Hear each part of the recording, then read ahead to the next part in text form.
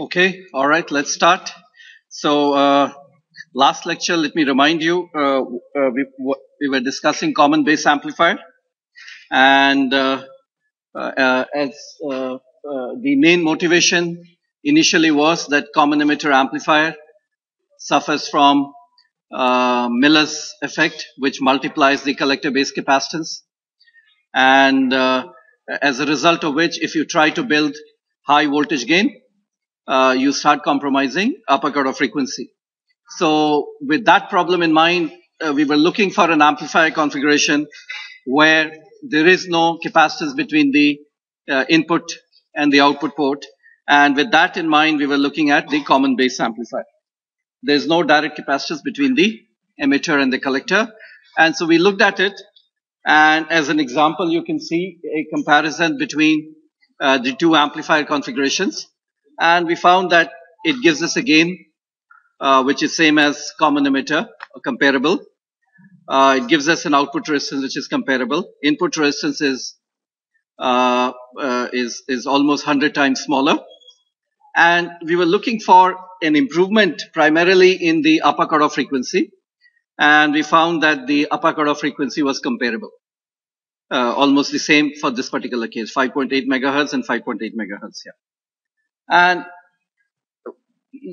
so as a, this was sort of surprising in the sense that we started off with the motivation that, the capacitances would be smaller here, and it didn't turn out to be like that.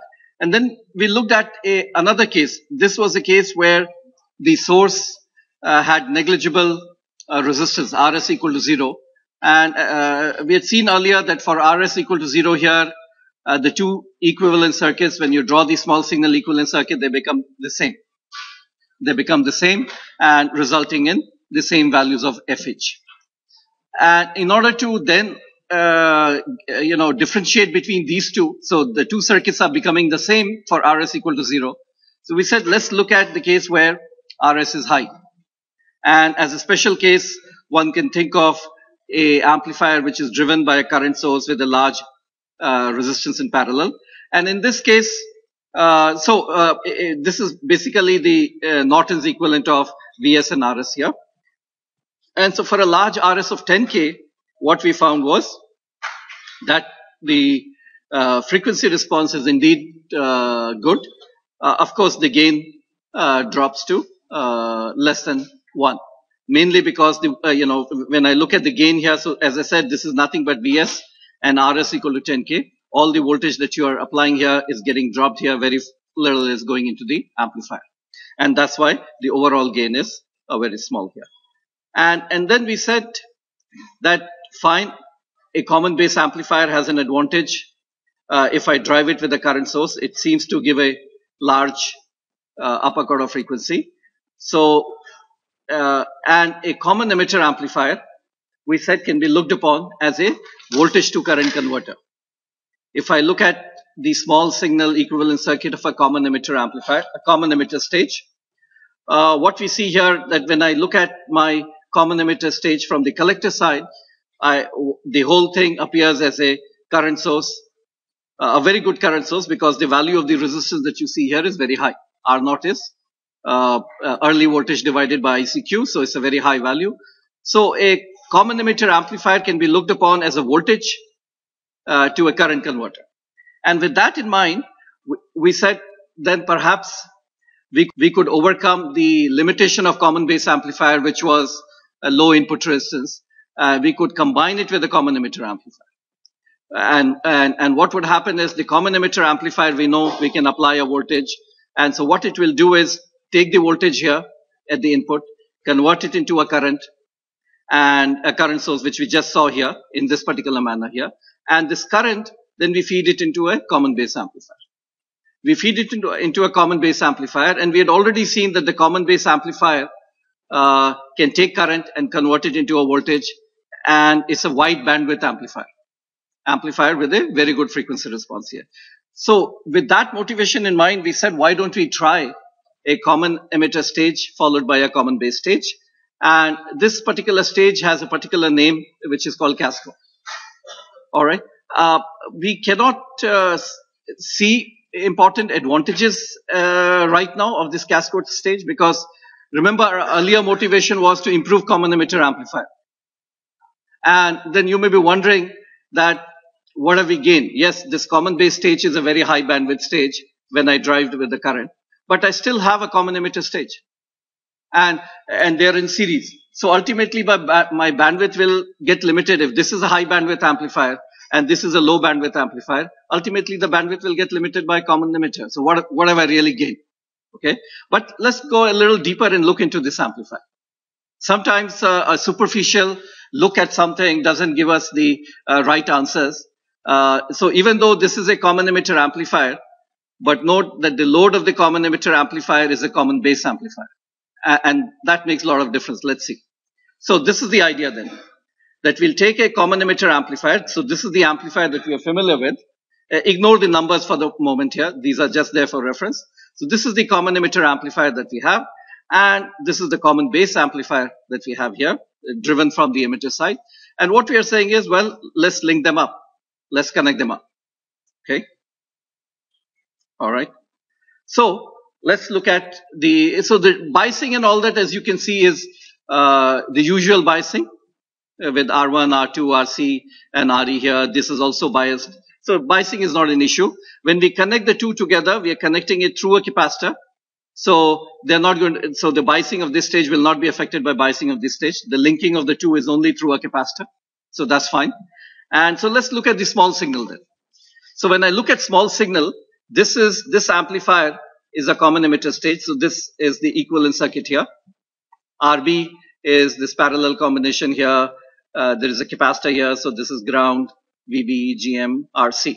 So the usual common emitter equivalent circuit. And this one is the common base equivalent circuit here.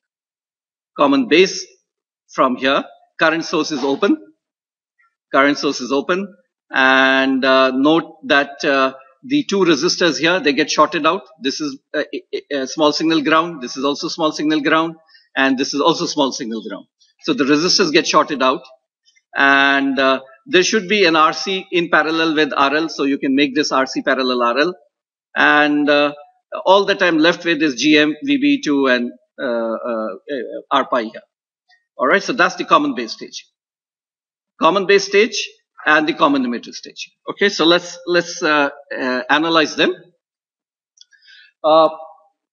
If I look at this whole stage here, when I look at this whole thing here, note that this is the emitter of my Q2 here. So when I look at this whole thing from the emitter, this whole thing, when I look at it from the emitter, is primarily equal to 1 over GM2. This whole circuit appears as 1 over GM2.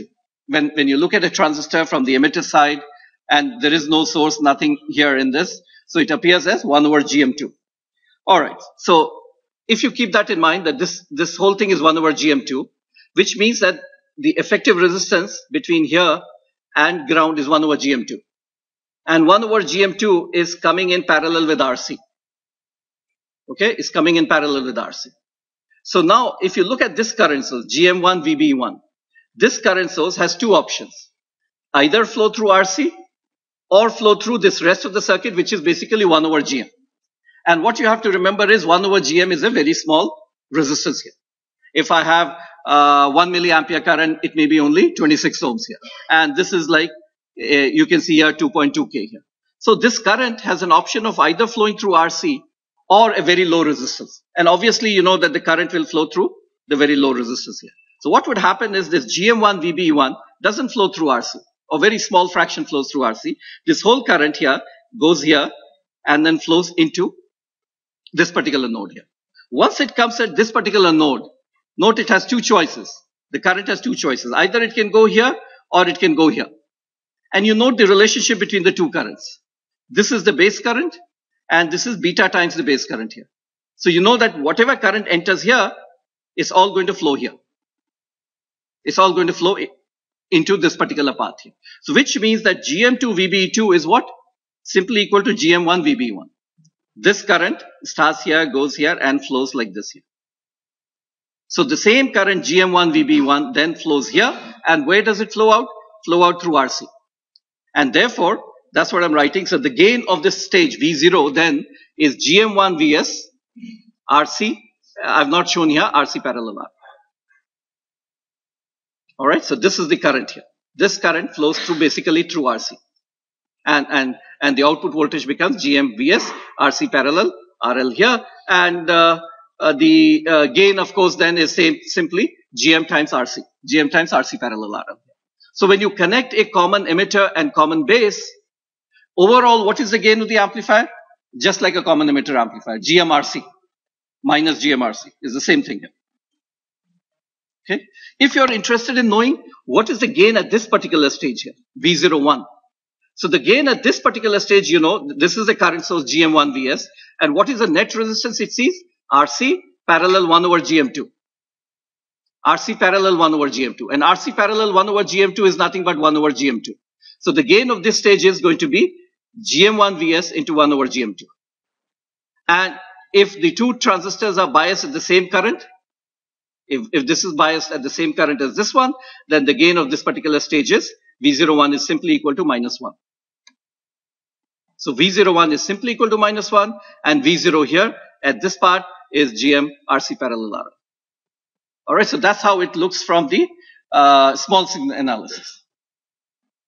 Okay, interesting thing is, so what we are finding is that if I connect a common emitter to common base, if I didn't have the common base stage, the gain would have been GM of this transistor multiplied by RC here. Now when I connect the two together, the gain of the overall stage is GM of this transistor multiplied by RC here. Still the same. I'm not gaining anything in terms of the gain part. The gain is the same for both these stages here. But let's look at the bandwidth. So when I look at the bandwidth, we have the same stage except that we have put the C-pi1 and C-mu1 and C-pi2 and C-mu2. We've added the capacitances for high frequency analysis. So we have again a two-stage here. This is my common emitter stage and this is my common base stage. All right, two stages are here. There are different ways of doing it. What we can do is we have 4 capacitors that are there. And as I said, for each capacitor, you find out what is the time constant. And so you find out what is the time constant due to C-pi1. And when you are doing that, remove C-mu1, remove C-pi2, remove C-mu2. And find out what is the time constant, which basically means you have to find the effective resistance between here and here. Then you find out the time constant due to C-mu1 and C-mu2 and C-pi2, add up all the time constants, 1 over 2 pi time constants. Some of them will give you the upper cutoff frequency.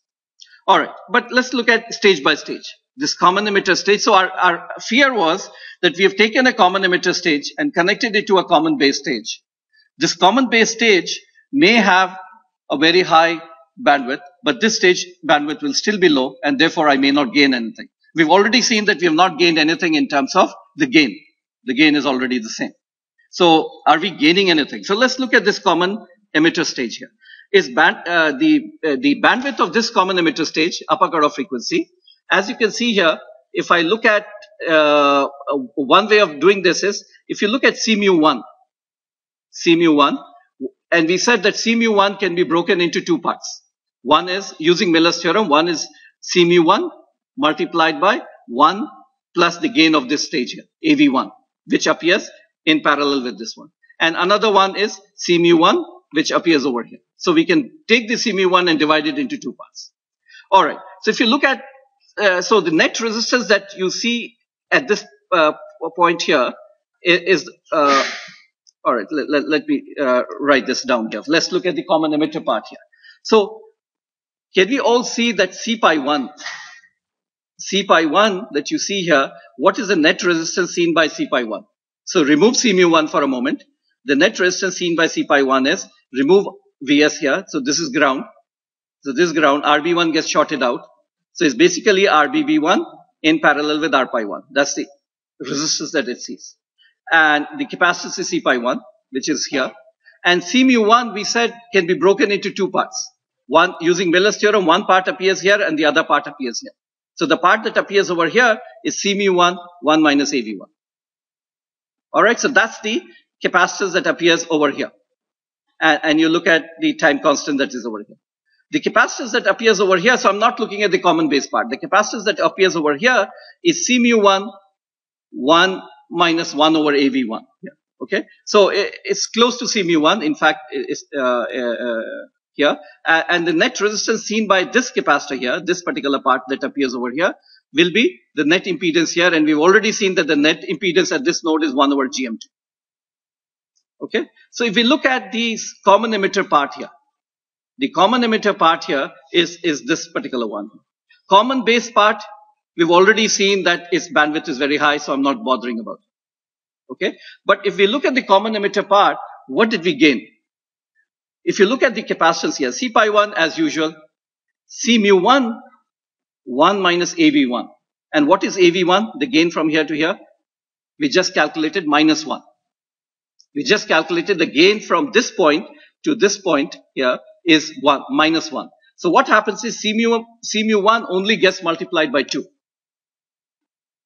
While if I didn't have this common base stage, if I had my original common emitter amplifier, C mu was getting multiplied by the overall gain of the stage, common emitter stage, which was GMRC. So earlier, if I had a gain of, let's say, 500 or let's even 100, C mu was getting multiplied by 100. And now C mu is getting multiplied by only 2. So yes, I still have a common emitter stage, but look at the Miller's effect has been drastically reduced. Miller's effect was what? C mu gets multiplied by the gain. Here also it gets multiplied by the gain, but it's the gain of the first part here. And the gain of the first part is very small. V01 by Vs is only minus 1. And therefore, so if my overall amplifier has a gain of 500, the gain between V01 and Vs will still be minus 1. Because go back and see the gain. Gain is GM1 by 1 over GM2. And this is minus 1 if you bias it at the same current. So you can increase this collector resistance and all that and build higher gain. Nothing will happen to the gain V01 by Vs. Gain V0 by Vs may increase because you're increasing RC or you're increasing GM1 and all that. And this gain may increase, but this gain will remain minus 1. And so therefore, you're finding that I can build higher gain.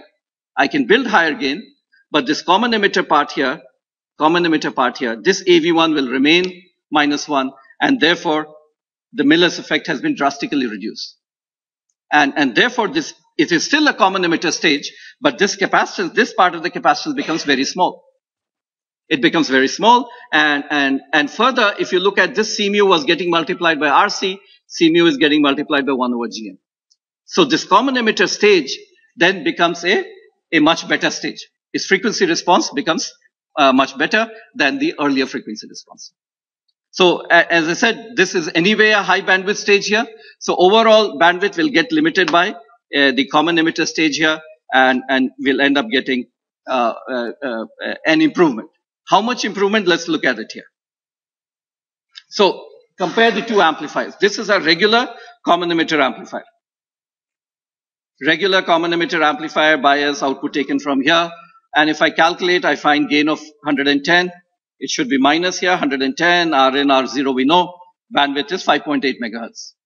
Now I take this I take a common emitter stage, combine it with common base stage here. Overall, we said that the gain is going to be similar. Same gain, 113, 110, similar.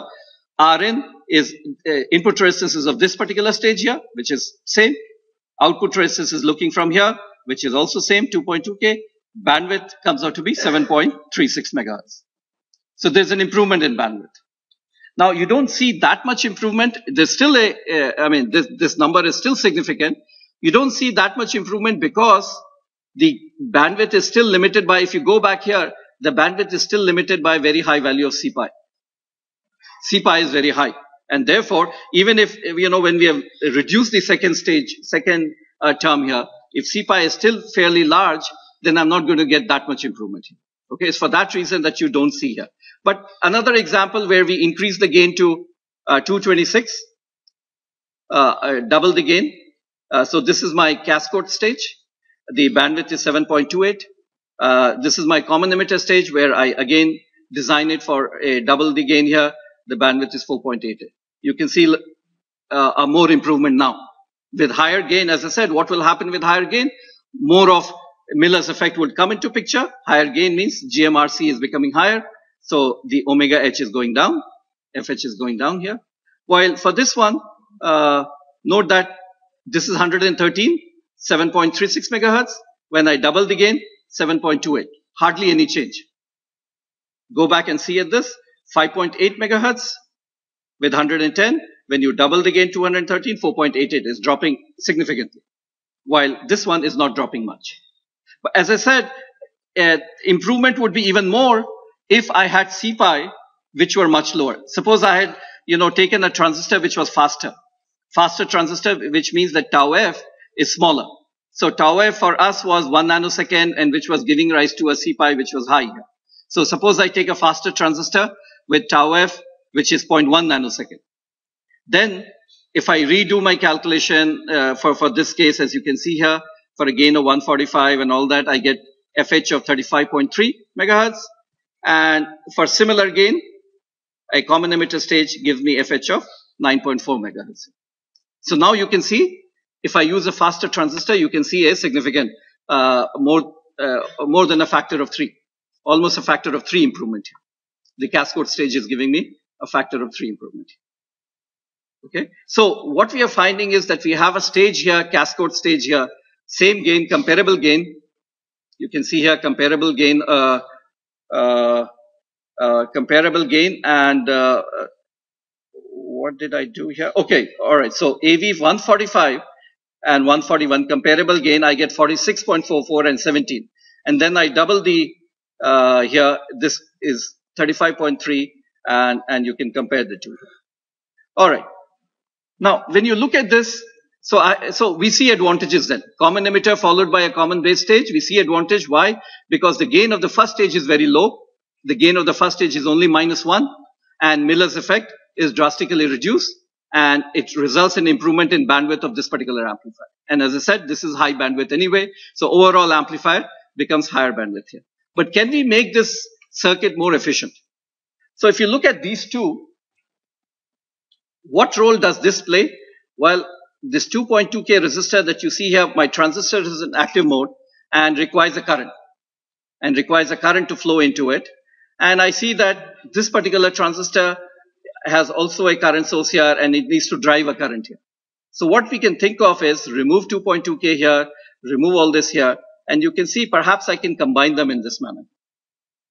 This requires a current coming from supply VCC. This wants to drive a current, 3.43 here. So if I remove this 10 microfarad here, remove 2.2K here, then whatever current, I can bias it as some current, same current.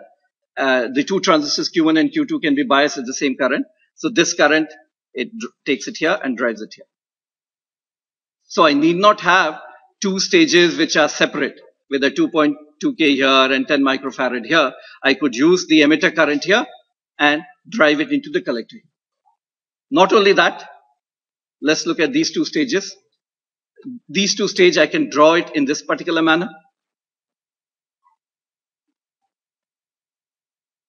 All that I've done is taken this part at the top and this part at the bottom here. So we can redraw it. And then we see that we use using R1, R2, VCC to bias this one, and then R3, R4 to bias this one. Why not combine the biasing? Why not use R1, R2, R3, bias this transistor and bias this transistor through these three resistors here? All right, so what we have done is earlier there were two discrete stages, common emitter, common base, existing separately connected with a wire. Now what we have really done is taken the two together and fused them. Fuse them together so it appears as one integrated transistor. One set of resistors for biasing, and the two are connected together here. All right. So when we talk about cascode amplifiers, we don't normally talk in terms of this configuration, that there's a separate common emitter and there's a separate common base stage here. We talk in terms of something like here. So you can see the cascode connection this is the common emitter stage here. And whenever the collector of one transistor is connected to the emitter of the other transistor, which means that whatever signal is developed here So you starting from input here, that develops a signal at the collector, and that is fed into the emitter of this transistor, and eventually the output is taken from here. So whenever you see the emitter of a transistor connected to the collector of the other transistor in series like this, that kind of a connection goes by the name cascode connection. So this is a common emitter stage driving a common collector stage. The analysis of this particular stage, which is the subject of our homework assignment, is, by now you should be able to analyze these particular stages here. So if I want to do a bias point analysis, remove the capacitors. So we have R1, R2, R3. Well, if the current is I0 here, the current is I0 plus IB, and the current is, here is I0 plus 2B. So the transistors Q1 and Q2 are identical. Same, they're biased obviously at the same current. They are in series. So the IB is the current here, so the current becomes I0 plus IB. IB is also the current here, so it becomes I0 plus 2IB here. And then you can write down, I'm not going to do that for you, you can write down the KVL and all that, and from there figure out how to calculate the emitter current here. Remember, when you're looking at Q1 and Q2, what really, so as a simplified, we are taking into account base currents and all that. If you design it properly, the base currents IB are much smaller than I0, and so it's practically I0 flowing from a VCC to the ground here. So base current is, as I said, in a good design, base current would be very small compared to I0, and so it's a voltage divider here. So it's very easy for you to then calculate what is the voltage here. It's simply R3 divided by sum of these resistors multiplied by VCC. So you calculate this particular value of the voltage here. So once you know this voltage, you know -7, the voltage here, divided by RE, that gives you the current here. And the same current that flows here flows through Q2, flows through this, and so DC analysis is straightforward. If IB is significant compared to I0, then you have to go through this more elaborate analysis of figuring out here. Important point here is, so the output is taken from here. So the output is taken from here. So we know how to select this particular voltage here. This voltage basically decides the current here into RE. So that we know what is the significance of this voltage. What about this voltage here? This voltage that you see here, -0.7 decides the collector voltage. And so whatever value you choose for this node, that gets to decide the VCE of this particular transistor. The collector emitter voltage of this transistor is decided by this one. Now the issue is, how much collector emitter voltage do you want for Q1? Well, we saw earlier that the collector emitter voltage of Q1 must be larger than a value such that it's in active mode. And maybe 0.2 or 0.3, it should be larger than that. But you also know that you require collector emitter voltage for swing. You require sufficient collector emitter voltage for swing. Now the issue is, if you look at this transistor, go back and, this is where I'm putting the signal here. So if you go back and look at this amplifier, this is Vs. How much swing do I get here at this point? What is the gain that we calculated at this point? -1. So if I'm feeding in 5 millivolt of signal here, what is the value of the voltage that I get? 5 millivolt. -5 millivolt. So I don't require swing at this particular point here. Where do I require swing? At this point here. This is where the output voltage is developed here. So you don't require any swing at this particular point, which means that VCE1 of this transistor Q1 can be very close to 0.2. You can keep 0.5 or 0.6. Very low value here. Because remember, the supply voltage that is available to you, where do you want supply voltage to appear? Well, you want it to appear across RC because gain depends on the drop here. We've already seen supply budgeting, so gain depends on the drop here. And then VCEQ2, we require a sufficient value because of swing. So you require a sufficient value here. You don't require much value here. In Q1, the drop across Q1, you don't require much value here. And the drop across RE, stability of the bias point decides the drop across RE. So how do you design the bias point and how do you choose R1, R2, R3? Basically is determined by these considerations. Gain decides how much drop here. Swing decides how much drop here. Stability decides how much drop here. The drop across VC1, as I said, keep it very low. And so that's how you choose R1, R2, R3 and all that.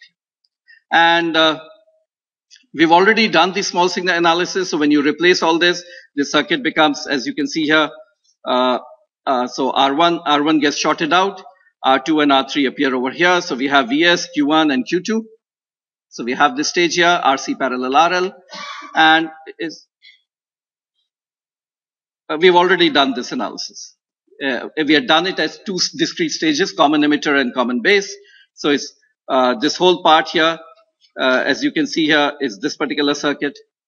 And for Q2, it appears as GM1 VS R0 here. So we already saw all this. The GM1 VS will not flow through R0, will flow through Q2, because it appears as a small resistor 1 over GM2. And so the gain is GM1 RC parallel RL here. Okay. The gain at this particular point, V01, is GM1 1 over GM2. Since both of them are the same, they are connected in series, so the gain is -1 here. Okay.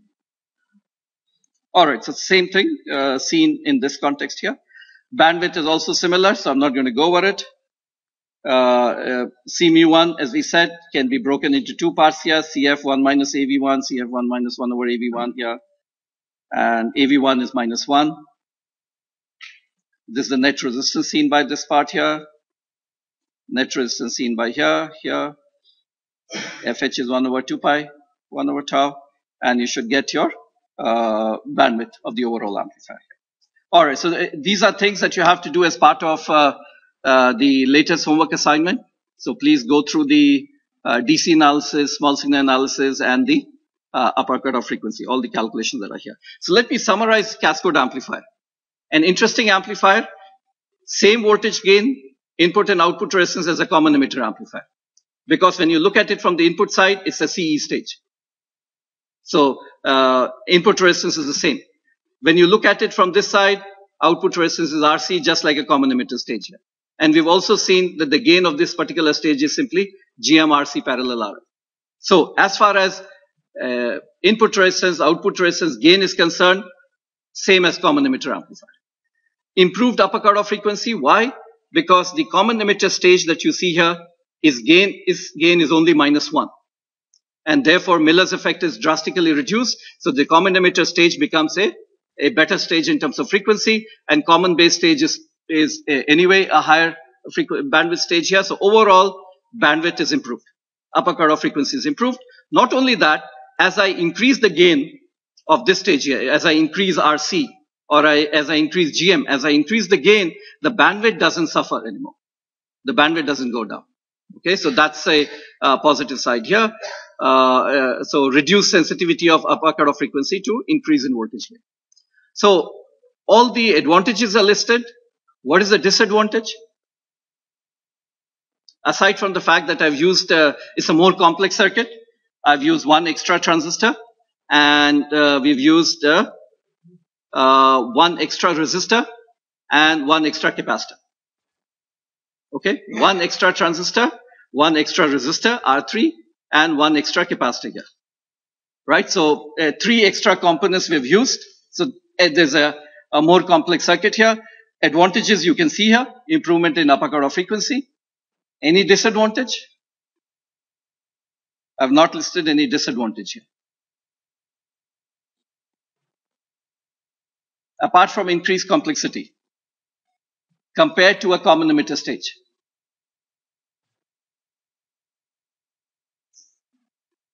If you recall common emitter stage, the supply voltage, whatever supply voltage I have, where does it get dropped? Across RC, across my transistor, and across RE. So overall supply voltage gets divided into 3 parts here in a common emitter stage here. Go back and look at common emitter stage here. Where do I have? Yeah, common emitter stage. Dropped across RC here, dropped across common emitters, dropped across the transistor, and dropped across this one. Now we have one more element. We have one more element across which my supply voltage is getting dropped here. One more element here. This is fine, this is fine, and this RE is also fine. One more element, drop across common emitter part here. Now that drop, as I said, you don't require very large. maybe 0.5 volt, 0.6 volt may be enough because there's hardly any swing required here, 0.5, 0.6. So that drop is not enough when you compare it with VCC equal to 12. But if I'm running my design on 1.5 volt battery, if I have 1.5 volt battery here, and I introduce one more stage which requires a 0.5 volt or 0.6 volt, that's significant then. So for very low supply voltages, this stage then becomes difficult to use because you have one extra element here, one extra transistor. So it becomes difficult to use, and because whatever drop is occurring across this, which means you have to subtract that particular drop from other places. So either you'll have to compromise gain or you'll have to compromise the swing part. For 12 volt and 15 volts and all that doesn't matter, but for low supply voltages, when you stack transistor like this is a serious problem here, extra drop here. So as I said, now it becomes a challenge for you is, can I have all these advantages that you see here? And at the same time, my, even for very low supply voltages, 1.5 or so, I don't have an extra drop. Can I do something so that I don't have an extra drop? I can I want a cascode connection. It has all the advantages. But I don't like this extra drop that comes in. Common emitter, extra drop across this particular stage. So now that becomes the next problem. How do I handle and tackle that? So we'll see that later on.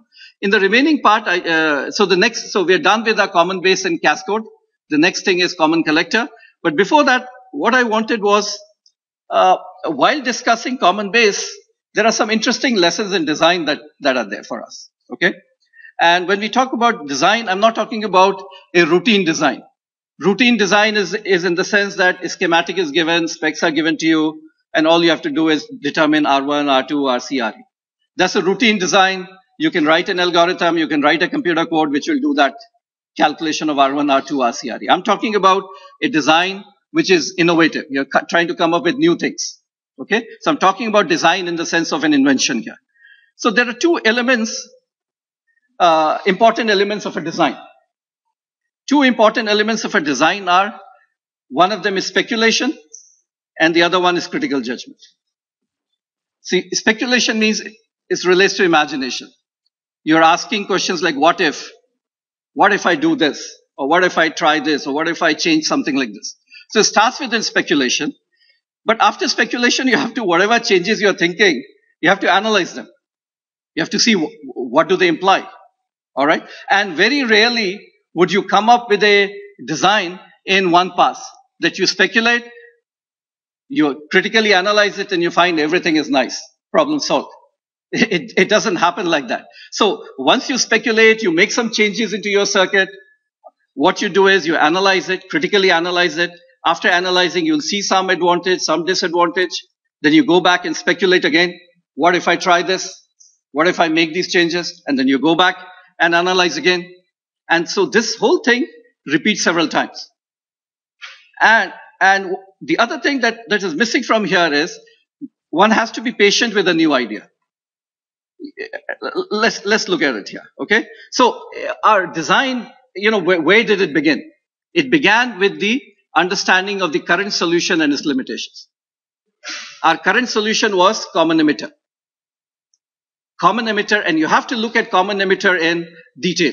You have to analyze it in detail and see what are its limitations, what are its strengths. So one of the limitations that we found was that this is bothering us. That this capacitor between input and output port, that capacitor is getting multiplied by the gain and is affecting our frequency response. If I try to build higher gain, I get a lower cutoff frequency here. So it starts with an understanding of the current situation and understanding its limitations. Then, what is the next stage here? Speculation. What if I don't drive it from the base side? What if I drive it from the emitter side? Okay. Now, speculation could be random. It doesn't matter. It could be random. In the sense, initially you may feel that, well, you may not see any obvious advantage. But you have to speculate, if I'm driving it from the base, what if I drive it from the emitter? So you say, well, let's drive it from the emitter and let's see output from here. So that's the speculation. What if? What if I do this? But then that's not where the story ends. Immediately after doing this what if, you have to go ahead and critical analysis. You have to follow it by critical analysis. So you do your small signal simulation or whatever, and this is what you find. So after you do a critical analysis, you find, yes, well, no improvement in gain, no improvement in output resistance, well, surprisingly, no improvement in frequency response, and a lower input resistance here. So you critically do the analysis and you find that, yes, you made some changes here, you tried some change, but you're not getting any improvement. Now, at this stage, that's what I said, one has to be a little bit patient. At this stage, the new ideas are very fragile. It's very easy to throw them away. It's very easy to say, well, nothing is working. Forget it. Let's do what if we drive it from the collector side or a base side? Let's try something else. Okay. But that's what I said. You have to be a little bit patient. You have to be a little bit, look at things in a more deeper manner here. So even, this Rn, to you seems like a disadvantage because we are building voltage amplifiers and we require high input resistance. And we find Rn equal to 9.66 ohms. All right. It seems like a disadvantage, but sometimes a perceived disadvantage could actually be advantageous. Let me give you an example. Place where you require low input resistance. Look at this particular case here. This is a coaxial cable. So it's a coaxial cable. At one end, I have a signal source connected here. And at the other end, once the signal goes through a transmission line, its voltage drops. And at the other end, I have an amplifier connected to a load. Now, this coaxial cable, you'll study that later on next year in your third year, that this has coaxial cable, let's say, has an impedance of 50 ohms. So what you require is, for proper connection, you require that this coaxial cable be terminated in 50 ohm resistance, so that there's no reflection back of signal and power is properly sent along the coaxial cable. You require that the termination here be 50 ohms. So what are you requiring? You're requiring an amplifier which has an input resistance of 50 ohms, a very low resistance. Coaxial cables resistances are 50 ohms, 75 ohms, something of that order. So you're requiring an amplifier which has very low input resistance. Well, let's see. Suppose I use common emitter amplifier. Common emitter amplifier, Rn is Rpi. Rpi is Vt by ICQ into beta. Beta, let's say, says 100. I want 50 ohms. Well, that requires me to bias it at 52 milliamperes. Very high current. Very high current, which means a lot of power which is wasted here. Suppose I don't use my common emitter. I use common base. Rn equal to Rpi by beta. Vt by ICQ is 50 ohm. ICQ is only 0.52 milliamperes. So I can take a common base stage and bias it at 0.52 milliamperes. Will give me the same gain. The gain is the same for both the stages. But here we are seeing that low input resistance becomes an advantage. That there is an application somewhere. So that's what I said. You see something, you evaluate common base stage, you see very low input impedance, and you say, well, it's useless. But it's useless because you are looking at it from a very limited perspective. There may be an application sitting there which requires a very low input resistance here. And I'm giving you one. This application requires that I need amplifiers to be used at the end of a transmission line with very low input impedance here. And so common base stage becomes an ideal for that. Common emitter stage is useless, requires very high current. All right. Coming back to our original motivation was this 5.8 megahertz and 5.8 megahertz. We wanted to improve the frequency response. And as I said, when we look at it critically, why is the frequency response the same for both of them? So when I look at the equivalent circuit, when I drive it with a RS equal to 0, I find the equivalent circuit is the same. This equivalent circuit when I draw gives me this, and for RS equal to 0, it also gives me this. So we were thinking of Miller's effect and all of that, but when I look at when it's driven with RS equal to 0, the two circuits are the same. So now if I want to reap some advantage of this, I have to, I can't drive it with RS equal to 0. So then you start thinking, as I said again, you say, what if What if I drive it with a higher impedance, with a 10K? Then I know that the two circuits would be different. So what if I drive it with a 10K, and when I do that, indeed I find the frequency becomes better, 73.5. But then I have no gain. So as I said, again, very easy to throw it away. Well, it's useless. I mean, what do I do with a gain amplifier with a gain which is less than 1? But again, with the change of perspective, when you look at Vs and 10K, what you see here is Vs and 10K, I can also write it as current in parallel with 10K. And you're saying that this amplifier behaves very well in terms of its frequency response if this resistance is very high. 10K is very high. So if I put very high, what I'm basically saying is common base amplifier, if I drive it with a current source, it has a very high bandwidth. If I drive it with a current source, it has a very high bandwidth here. And we saw that maybe if I don't look at an, so you're looking for a voltage amplifier, and it's very common that when you're looking for something and you do this, what if questions and you critically analyze and all that, very often in the process of trying to achieve something, you discover something else. This is very, very common. So what happens is we are trying to build a voltage amplifier, and we find that common base is a fairly good current to voltage amplifier here, a transimpedance amplifier that we saw here. So if I drive it with the current source requires my amplifier to have very low input resistance here, so that the entire current goes into my amplifier here. And the output then, V0 is simply equal to IS times whatever RC parallel RL. So we are saying that a common base amplifier could be a very good transimpedance amplifier. Are there applications for it? Let me just give you one example. This is, I just picked from some random paper here. So this is a different material, indium phosphide. Silicon is the common semiconductor material. Indium phosphide has higher mobility, so high bandwidth, higher speed. Indium phosphide HBT. Don't worry about it. It's a bipolar transistor.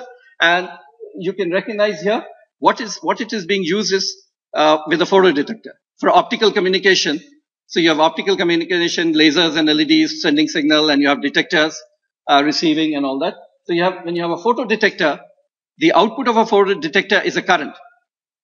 Is a current which depends on the amount of light which falls on it. Okay, so you can see here, this is a photodetector, output is a current, and we're using a common base amplifier. Note that the signal is being, don't worry too much about it, signal is being driven into the emitter here. We are driving it here, taking the output at the collector. So it's a common base stage. After that, you can recognize the common emitter Darlington stage and all that you see. So we find that, yes, transimpedance amplifier, trans resistance or transimpedance amplifiers have applications. There are places, and this is a very, very important application, which is in the optical communication. So in the process of trying to invent a better voltage amplifier, we came up with a new transimpedance amplifier. A transimpedance amplifier with very high bandwidth. And we find, yes, there are nice applications for it. Well, coming back to our initial quest for a voltage amplifier. So we're finding that, if you drive it with a current source, this amplifier is very nice. So we've seen applications of it. But then that's where, again, imagination is required. Well, my common emitter stage is a voltage to current converter. It's a voltage to current converter. So what if I don't drive it like this? What if I drive it with a voltage, but then this will convert it into a current, and then I feed it into here? So again, you engage in a what if, and you arrive at this one. And again, you do a critical analysis of this one. You do a critical analysis and you find out, is there any advantage? And we find, yes. Finally, we find, yes, we've been able to construct a voltage amplifier with important advantages here. So what I'm trying to say is that we started off here. We arrived at a common base amplifier. It's very easy to reject an idea. It's not helping. But if you broaden your perspective, maybe there's an application for a low resistance, low input resistance stage here. Also, if you look at it more deeply, you'll find that it can be looked upon as a transimpedance amplifier. And again, you'll find that there are many important applications. And finally, after a couple of stages of what if and analysis, you arrive at a cascode amplifier. A very nice stage, which is same gain as the earlier one, better bandwidth, same input resistance, same output resistance here. So a lot of nice benefits with some small disadvantage, which is the extra drop that you get here.